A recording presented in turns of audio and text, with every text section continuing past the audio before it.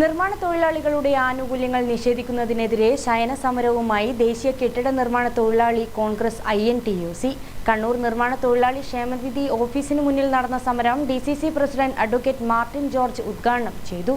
ജില്ലാ president KV Jayachandran അധ്യക്ഷനായി.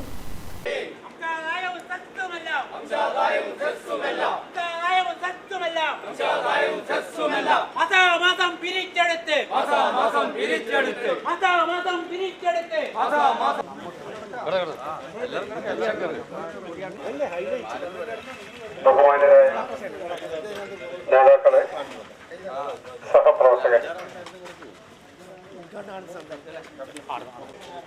ആ മേഖലയിൽ നിന്ന്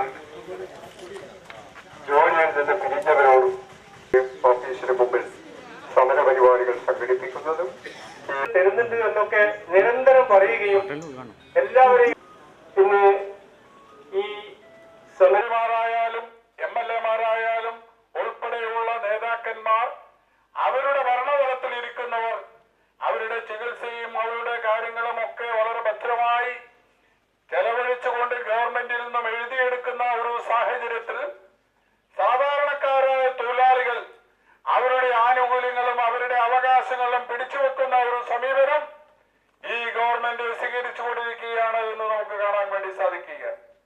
പ്രിയമുള്ളവരെ, നമുക്കറിയാം കുട്ടികളുടെ വിദ്യാഭ്യാസ ചെലവ്, ആ കുട്ടികളുടെ വിദ്യാഭ്യാസ ചെലവ് ഉൾപ്പെടെയുള്ള കാര്യങ്ങളിൽ ഗവൺമെന്റ് കാണിക്കുന്ന അനാസ്ഥ, ആ അനാസ്ഥ വളരെ വലിയ പ്രയാസമാണ് തൊഴിലാളി രംഗത്ത് ഉണ്ടാക്കിയിരിക്കുന്നത് എന്ന് നമുക്കറിയാം. ഏറ്റവും വലിയൊരു മേഖലയാണ് നിർമ്മാണ തൊഴിലാളി മേഖല. ആ മേഖലയിലാണ് ഇത്തരത്തിലുള്ള ഏറെ പ്രയാസജനകരമായ കാര്യങ്ങൾ നടക്കുന്നത്. ഇവിടെ സൂചിപ്പിച്ചു പിരിഞ്ഞുപോയ തൊഴിലാളികൾക്ക് അവർക്ക് കിട്ടേണ്ടതായ ആനുകൂല്യങ്ങൾ 2 വർഷമായി മുടങ്ങിക്കിടക്കുകയാണ്. എന്താണ് അത്തരത്തിലുള്ള ഒരു സാഹചര്യം ഈ സംസ്ഥാനത്ത് നിലവിൽ വന്നിരിക്കുന്നത് എന്ന് നാം പരിശോധിക്കണം.